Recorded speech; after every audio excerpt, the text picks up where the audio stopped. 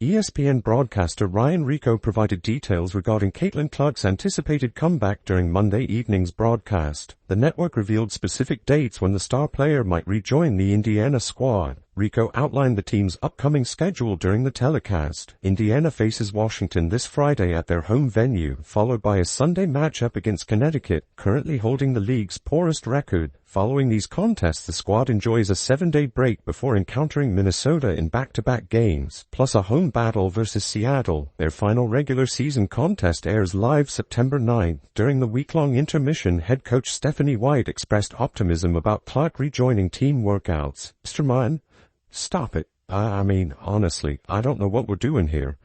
Before we jump into that, last night, and I caught this a little bit, and I wanted to talk about it, because Ryan Ruocco did set up on the ESPN broadcast last night the timeline for Caitlin Clark's return. And I don't know how many people actually caught this. I did catch it, and I was like, I'm probably talking about that tomorrow. Indiana's August 12th game against Dallas was broadcast on ESPN. At one point, White mentioned yesterday how Clark has increased her running regimen and expanded her court activities. The coach anticipates Clark returning to practice sessions next week. Multiple practice days would be required before any game appearance. The schedule alignment suggests 3 possible comeback dates, August 22nd, 24th, and 26th. Clark could potentially participate in 4 or 5 practice sessions during this time frame, making the August 24th Minnesota game a logical target for her return. This would provide 7 remaining contests for the season. Clark's absence has been extensive, limiting her to approximately 20 games this campaign. August 12th game against Dallas was broadcast on ESPN. At one point in the show, play-by-play man Ryan Ruocco shared an interesting message about number 22's return timeline. Quote, Indiana will play Washington on Friday at home, and Connecticut, who has the worst record in the league, on Sunday. Then they will have a week off before playing Minnesota twice and home against Seattle. You see the way their schedule finishes up.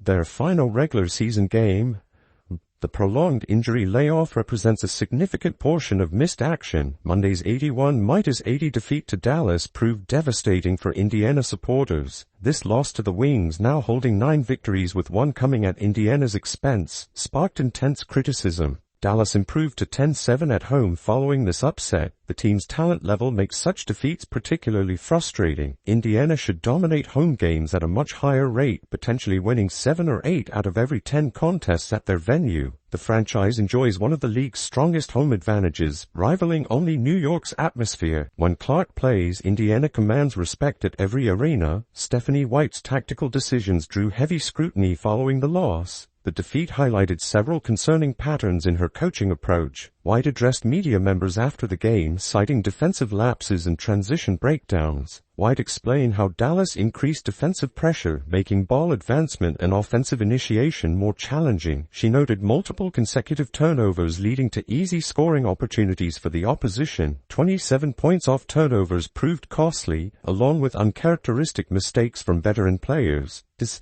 next week would need multiple days in practice before she gets into a game.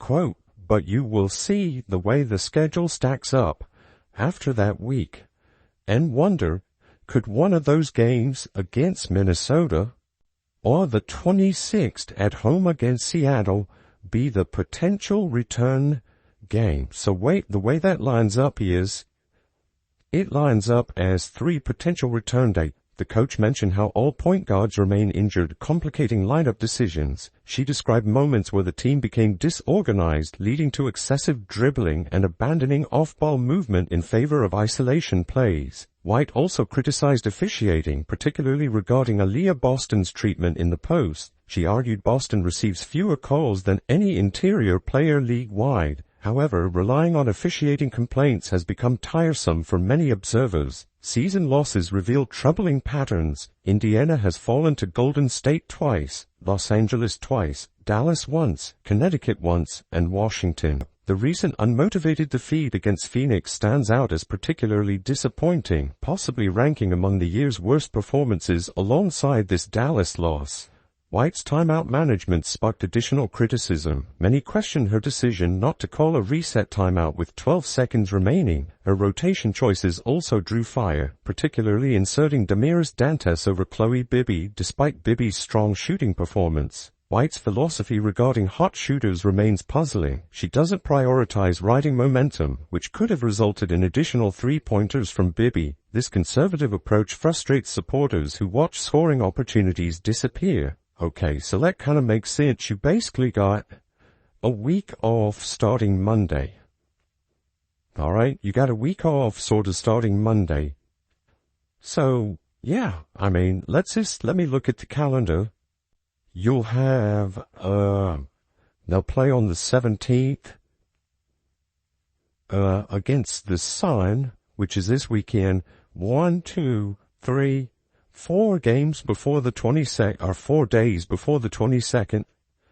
And then another current record comparisons show concerning trends. The team sits 2 wins below last season's 20 victory total with 18 wins currently. Removing 4 victories against Chicago reveals a 14-15 record, placing them below .500 despite significant talent. The roster includes multiple capable players: Kelsey Mitchell, Aaliyah Boston, Melissa Smith, Lexi Hull, Erica Wheeler, and others. Even without Clark and Erica McDonald, this group possesses enough skill to compete consistently. Monday's collapse against inferior opponents highlighted coaching deficiencies. Paige Buchers and Dallas role players dominated stretches of the contest, exposing tactical weaknesses. The home crowd witnessed an embarrassing performance against a team many consider mediocre. Fan frustration continues mounting regarding White's leadership. Some supporters defend her decisions while others demand accountability. The coaching debate has split the fan base, creating division where unity previously existed. Austin Kelly's potential as an alternative coaching option occasionally surfaces in discussions. He refused through it, causing the exclusivity window for the Tribe. Tribe urges the Tribe granted to expire. Not a former Bucks co-owner has matched the offer for the team, and it says there, Pagliuca wants to move the team to Boston while Lazio wants to keep the team in Connecticut. So, the Connecticut Sun are becoming the Connecticut Sun. I know, it's a shock. It is a shock that, the Connecticut Sun are going to be the Connecticut's. The organization faces difficult decisions regarding leadership direction as losses accumulate against inferior competition. Clark's eventual return timeline suggests August 22nd or 24th as realistic targets. However, the extended absence raises questions about timing and team chemistry. Fans endure another lengthy wait while the squad struggles without their primary attraction. The franchise requires significant improvement to meet expectations. Current performance levels fall short of organizational standards, particularly given roster construction and talent acquisition investments. Now the Connecticut Sun are going to be the Connecticut Sun. But it says here, might cost them about more than $325. Multiple sources direct knowledge of sales, how front office sports, a possible relocation fee paid to the league. That is the most bullshit thing I've ever heard. So basically, you have to pay the league to hundreds of millions. Apparently it's 150 million.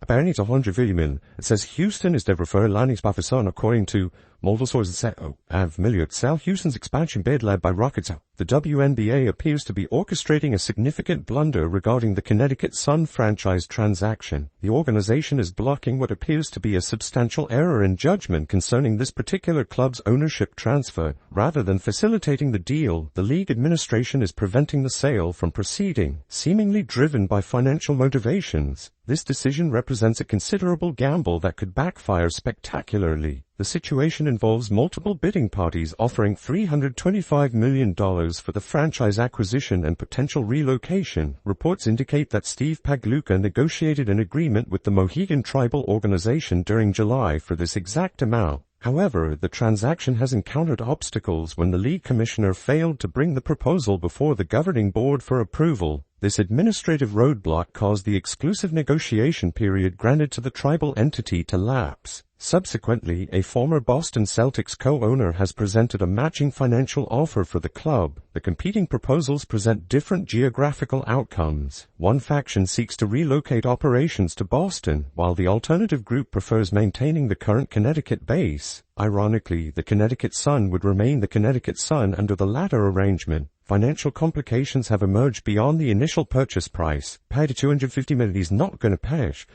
And also, let's not forget what the hell is going to happen then if it moves to Houston. They become the Houston Comets, which we know it's going to happen. They're going to become the Houston Comets. And what then happens, whose history are they? Is it that they have the history of the Connecticut Sun, or are they 4 times WNBA champions? It just doesn't make sense. Swift approvals have been a historical pattern. It is basically, it's stalled because she refused to shop. Sources suggest both interested parties may face additional costs exceeding the original $325 million figure, including substantial relocation fees payable directly to the league structure. These supplementary charges reportedly reach approximately $150 million, creating unprecedented financial barriers. Houston has emerged as the league's preferred destination for the franchise, according to insider information. Tom Fertitta, who owns the Houston Rockets and currently serves as the Trump administration's Italian ambassador, previously submitted an expansion application that fell short of the required $250 million entry fee. Current proposals would require Fertitta to pay the $325 million acquisition cost, plus additional relocation charges, potentially totaling $450 million to accelerate the process. This pricing strategy seems counterproductive given Fertitta's previous reluctance to meet the lower expansion threshold. The substantial increase from $250 million to $450 million appears unrealistic for someone who already declined the original amount. Furthermore, relocating the franchise to Houston would likely revive the Houston Comets' identity, creating confusion regarding historical records and championship legacy. The approval process has historically moved swiftly, making the current delays particularly notable. The commissioner's refusal to present the proposal has created an artificial bottleneck. The alternative buyer group wants to maintain Connecticut operations, yet the league is reportedly demanding they pursue expansion rather than acquisition. This position seems illogical given Connecticut's modest size compared to states like You don't need 2 teams. Why? They're holding that against them. They just want more money. And it's a bold move because nobody's going to buy the Connecticut Sun. So we're going to continue to see the Sun be run into the ground while the Mohegan Sun tribe. This is going to get messy. This is going to get real messy. Let them move to Harvard. The Connecticut Sun have legit fans. They sell these things every year. Let them stay in Connecticut. Not a serious organization. Sounds like it got messy for no reason. If they were to relocate, the underlying motivation appears centered on revenue distribution. When purchasing an existing franchise, proceeds benefit current ownership groups. Conversely, expansion fees flow directly to league coffers. This financial structure explains the organization's preference for forcing Houston into the expansion route rather than facilitating the Connecticut sale. The strategy carries significant risks. Market demand for the Connecticut franchise may prove limited given these complications. The team currently maintains strong local support, selling season tickets consistently. Forcing a move away from this established fan base to chase larger market potential seems short-sighted. Geographic considerations also raise concerns. The proposal would create 2 Texas-based franchises while eliminating representation in the New England region for potentially 7 years. The Dallas Wings already struggle with attendance, suggesting the Texas market may not support dual franchises effectively. Post-Olympic viewership patterns add another layer of uncertainty. Who actually cares about this league? Why are they trying to force the Sun to be the Houston franchise instead of creating another franchise for Houston or reviving it? The Sun is a solid fan base. Yep. She's just trying to get the biggest pair. She couldn't give a flying fuck about Houston. She actually couldn't. The difference is that if you buy the Sun, even though it's more expensive to buy the Sun, the money goes to the Mohegan Sun tribe. If you pay the league for an expansion team, the money goes to the league. The money goes to the league. And that's simply put what it comes down to. They want the money. They don't want the Sun getting the money. That's the Caitlin Clark phenomenon, and Indiana Fever's record-breaking audience numbers occurred during peak summer interest. future broadcasting schedules may shift more games from premium networks to secondary channels, potentially impacting overall engagement. The timing suggests the league is attempting to maximize immediate revenue while market interest remains elevated. This approach mirrors patterns seen in esports, where early investors profited significantly before market saturation led to widespread franchise failures.